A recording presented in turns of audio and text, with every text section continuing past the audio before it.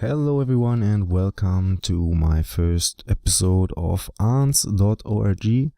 Is meant as a little tutorial because so many people are requesting that I do one, so I guess I can do one. It's not the biggest game in the world. You can compare it with Grepolis or Escaria.com,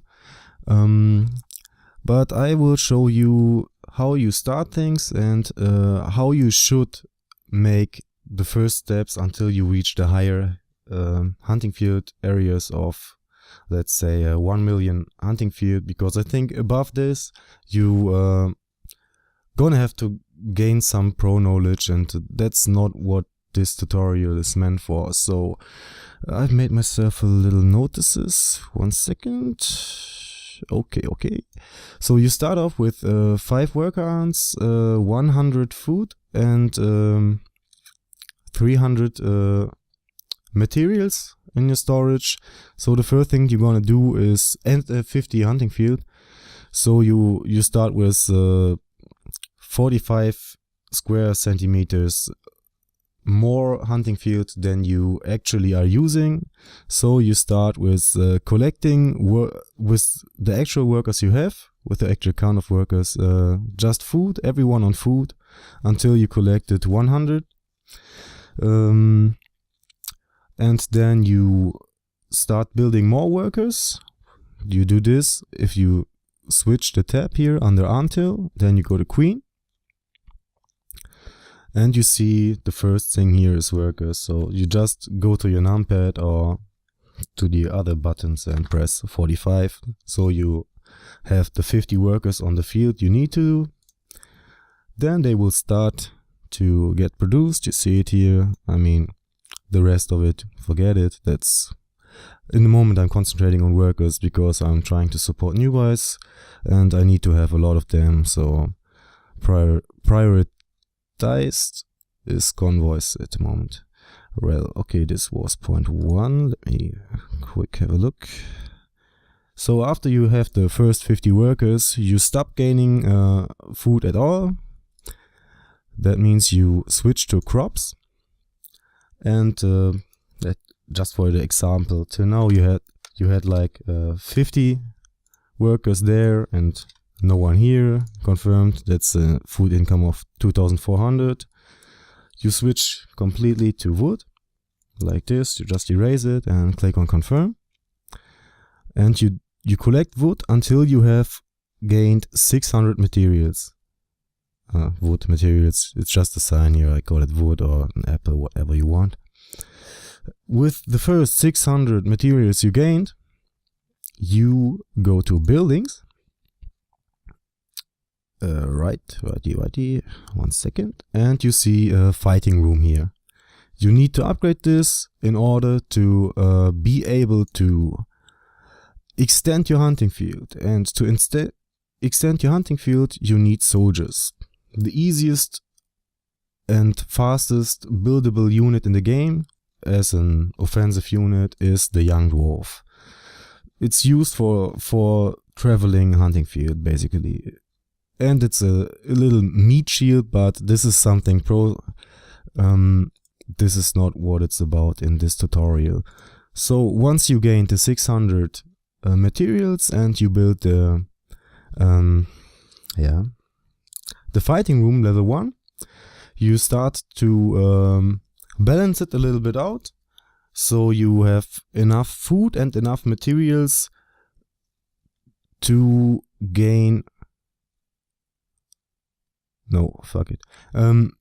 No food, no materials. So you use the incoming food for young dwarf production.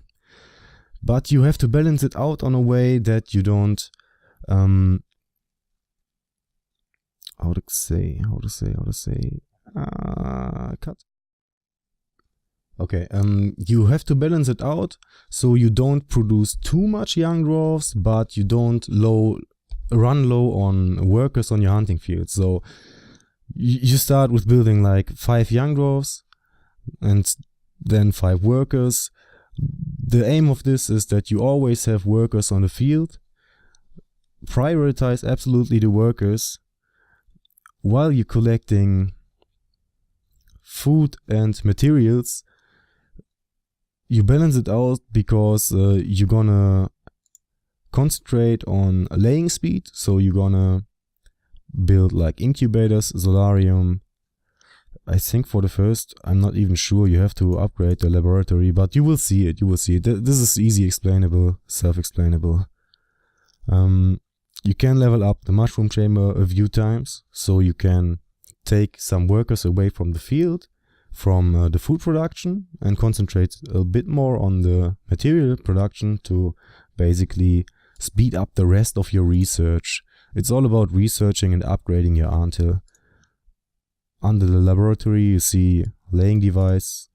Some of them, of the researchers, are connected to the buildings.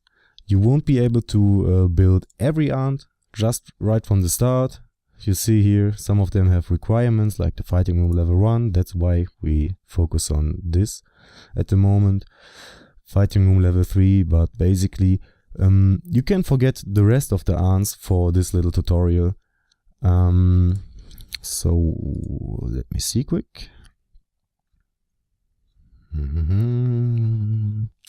Yeah, try to avoid to build a massive army, because that's not what you want to do at the beginnings. You want to have a fast start, you want to get up your economy as quick as possible, and there will be a lot of enemies down to 20k hunting field or 500k hunting field, which are prioritizing to prey on the weak.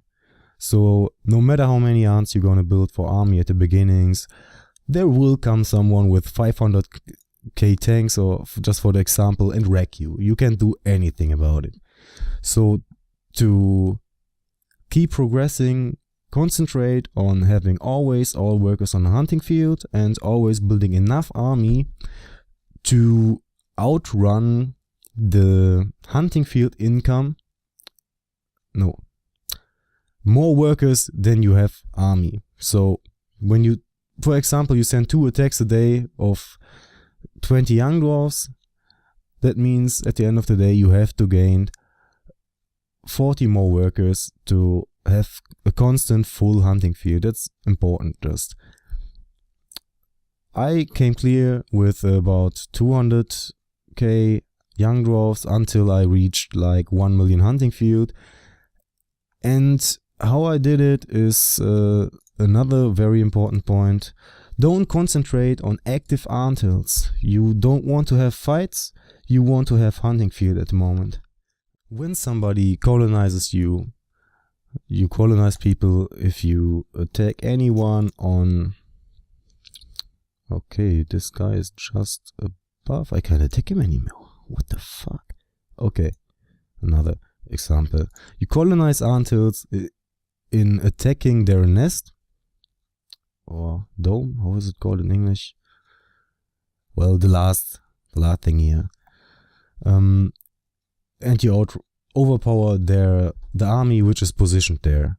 Once you colonize it, you will gain 20% of the resource income of this anthill. But like I said, at the moment, at the beginning, nobody really produces enough, so it's worth to piss off someone. So try not to concentrate on active anthills. So here comes my little tip to extend your hunting field as fast as possible. Point 1. There's a player in the game who collected about 5,000 colonies, but he only attacks inactive anthills. So it's 100% sure when you attack the hunting field of those colonies that there won't be resistance in any order. His name is Haunter, and you see the names on the right side here, submitted to, and so on and so on. Every target which is submitted to has no army in like 99% of the times on the hunting field. So concentrate on the hunting field if you don't want to get wrecked. That's pretty much everything.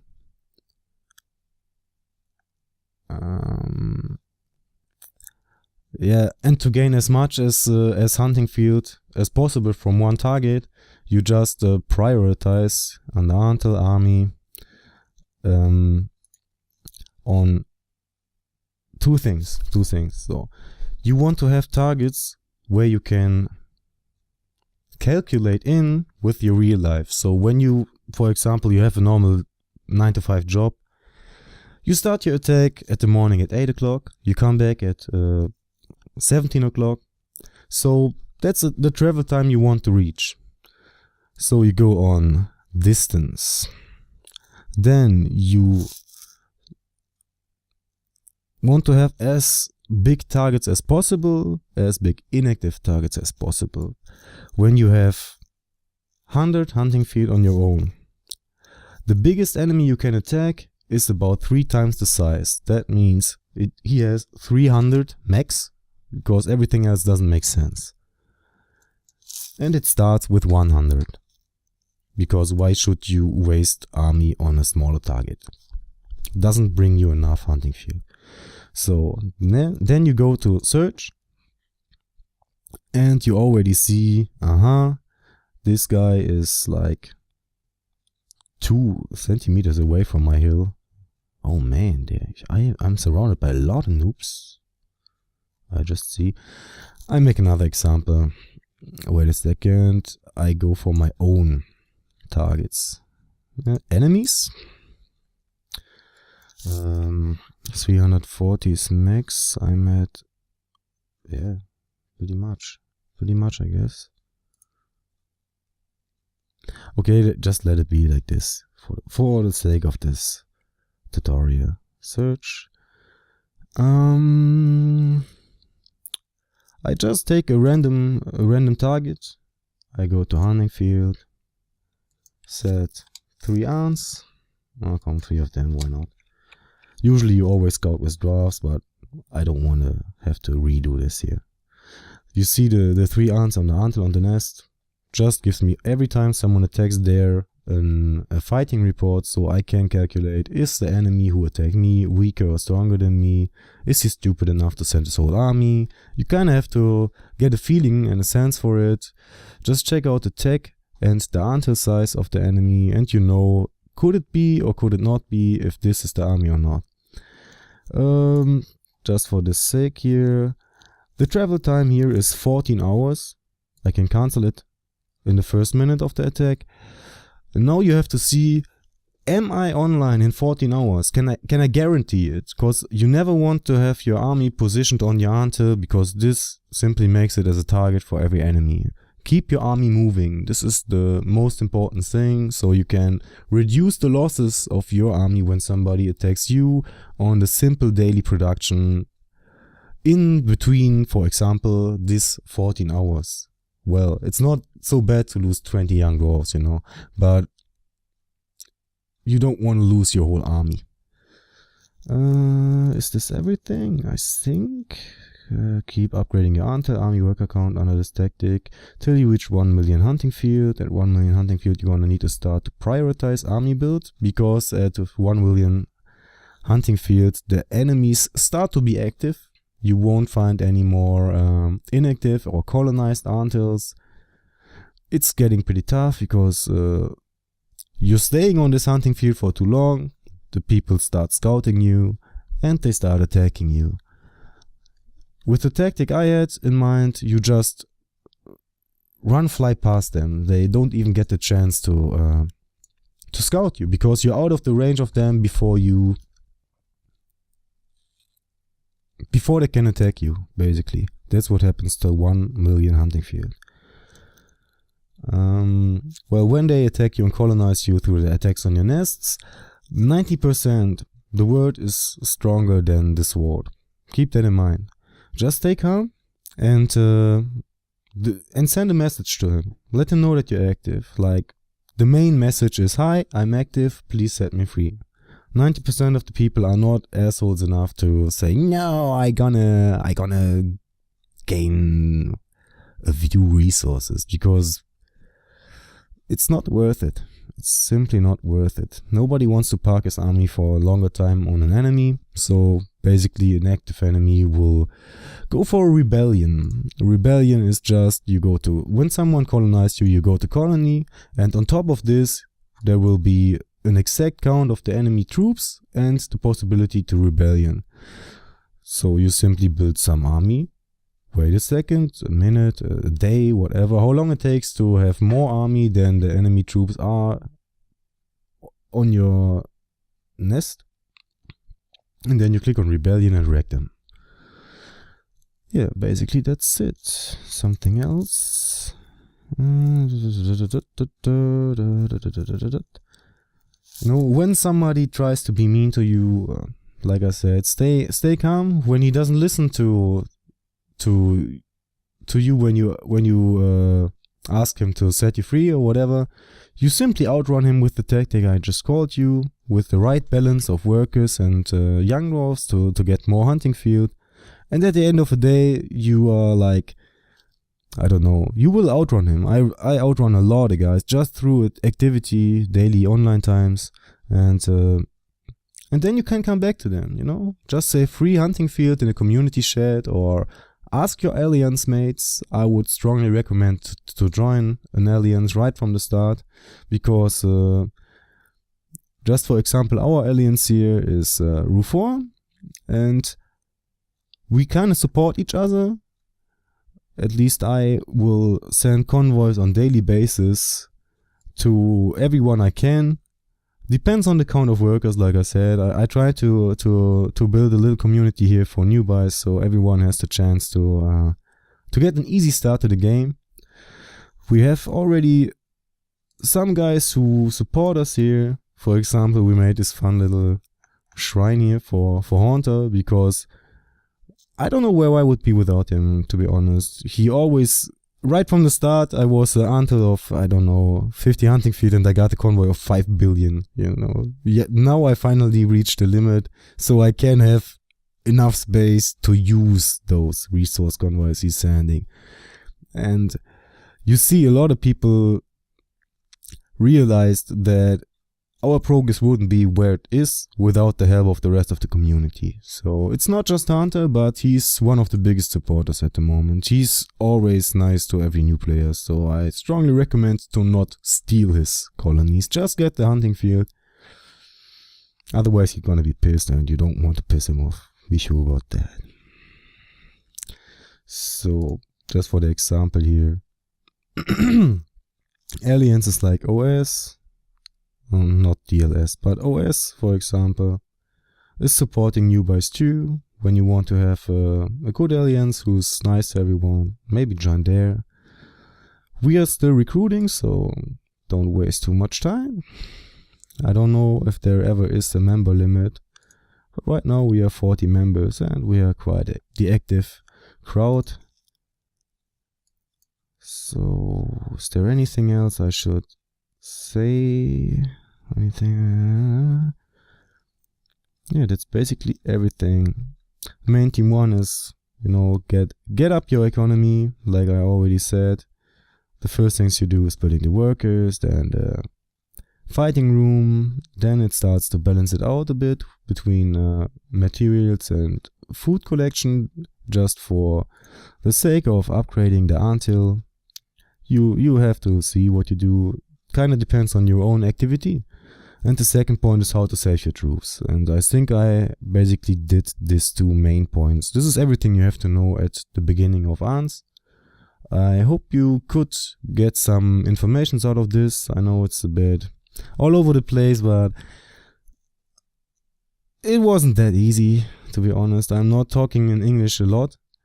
When I do it, I don't play this game, because it's a fun little nifty browser game, but there are other games when you have a real computer. You kind of can tell that I have a good computer, otherwise there wouldn't be a microphone like this and a camera like this. But a lot of people requested to make a tutorial, and when you want to learn more and have an easier start, just join RUFOA. Our alliance, I'm already posting to join here every time. Just click on this RUFOA tag here, and there is somewhere a button to join, and I will accept the application. Every member can accept, because we allow everyone in. So There are no right differences between me and someone else of our aliens. The only difference is that I can erase the aliens or kick out members. So basically that's it. Yeah, that's it, I guess. Some people of you wanted me to talk about some other alliances, but you know, I'm active enough, you know. I don't have to mess around with names here at this point. Just like the video up if you enjoyed the tutorial and think it's good to push the game a bit forward. I think everyone in the community should do. Yeah. That's it for now. Goodbye, everyone.